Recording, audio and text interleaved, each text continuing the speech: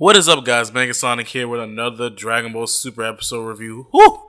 Double upload. I believe this video will probably be up around like 12, so keep an eye out for that. But I also have a Kingdom Hearts video I recently did. Let's say yesterday, because this video will most likely be up by midnight. And check that video out, because if you're into Kingdom Hearts, I do talk about that stuff too. But let's get more about who Jiren is really. Remember to like and subscribe and share this video anyone you know and love, and let's get down with the review.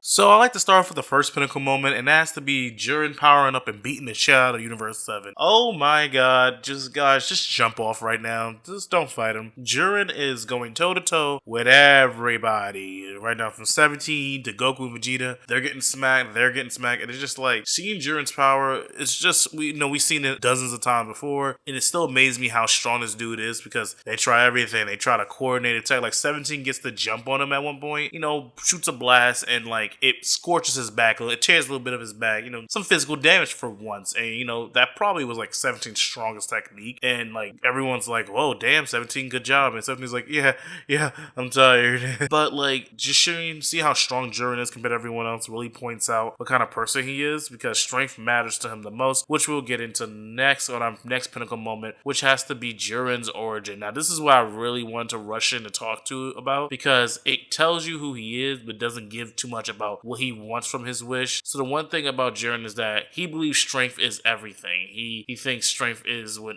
is justice, strength is everything, strength is like what matters to him the most, which makes sense to his character. And 17 kind of remarks that, oh, I thought you were a killing machine, which is funny because that also looms to back when we first conceived him in 1718 as like, oh, they were just created as killing machines. But when we later found out from interviews some years back that they were just genetically altered teenagers who were like runaways, snatched up by Dr. Gero, genetically altered, trying to get rid of their human emotions, but later they just became just regular androids with normal human emotions. Then, so as we get into like Jiren's past, you find out that Jiren's pretty much is similar to like, the usual superhero tale, like the family dies and all that stuff. So this guy comes in his family, and they don't show who it is. It's like this really misty figure. You know how most Dragon Ball Z like villains, they don't have like sort of idea of what these people look like or design or what they're given. They generally just drew a misty drawing. They did it with Goku Black in the beginning. They did it with the Android 1718, ironically. They did it with them.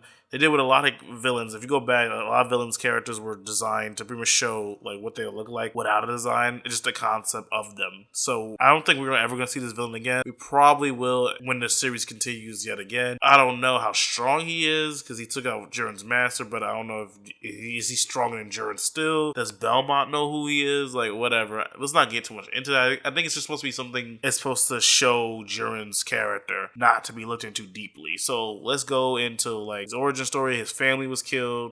This bearded kind of green dude finds him, takes him in, takes a bunch of students in, they train, they fight, they become the strongest, and they try to attempt to fight the same dude who killed his family, and they all just get smoked. Even the master gets smoked. Everyone, like a large portion of everyone gets smoked, and like it really saddens Jiren a lot because these were his closest friends, his allies, and they're all killed now, which is fucking crazy. But my thoughts on it is like, when it goes to his wish, is like, he doesn't necessarily give him a concrete idea what his wish is. He generally states like he's very solid, like he's pretty much been dealing with solitude because his own comrade tried to rise up to take him on again. They eventually just stopped, just turn their backs on him. So Jiren has been training ever since that day to be able to be strong enough to protect himself, as well as provide the justice that needs to be dealt. Eventually he joined the Pride Troopers after many, who knows how old Jiren really is. Jiren could be like 800 years old, because in those 800 years he surpasses Beaumont by a long shot. So that's something to really note about. Now the third and final pinnacle moment has to go to 17. I'm kind of ticked off about how the tournament goes when people self-destruct themselves. And this also goes back to one problem I have with the show, is that since there's multiple writers writing each episode, they tend to like be very counterproductive with how they explain certain things. Like, Vegeta should be taking a nap. Why is Vegeta doing Final Flash? Why is Vegeta rushing into fights? It makes little to no sense. But 17 decides to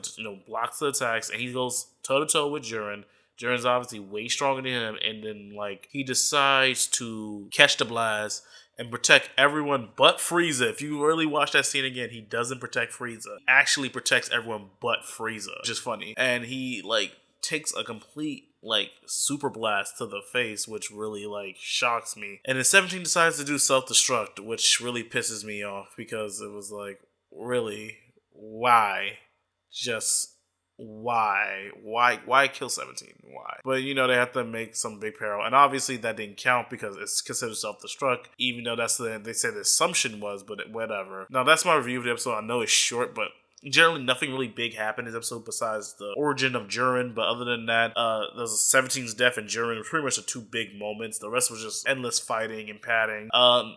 There probably ain't gonna be no story development in the next episode, probably very little, and it will lead to the next story development, which is probably gonna be like Goku going Ultra Instinct in a couple episodes, and him and Jiren go to toe to toe, because Jiren just wants nothing but strength to get stronger, so does Goku, but Goku does it for himself, while Jiren does it for justice. So it's a very interesting dynamic between them. Now, that's my review. I see you guys later. Megasonic out. Remember to like and subscribe and share this video out with everyone you know and love.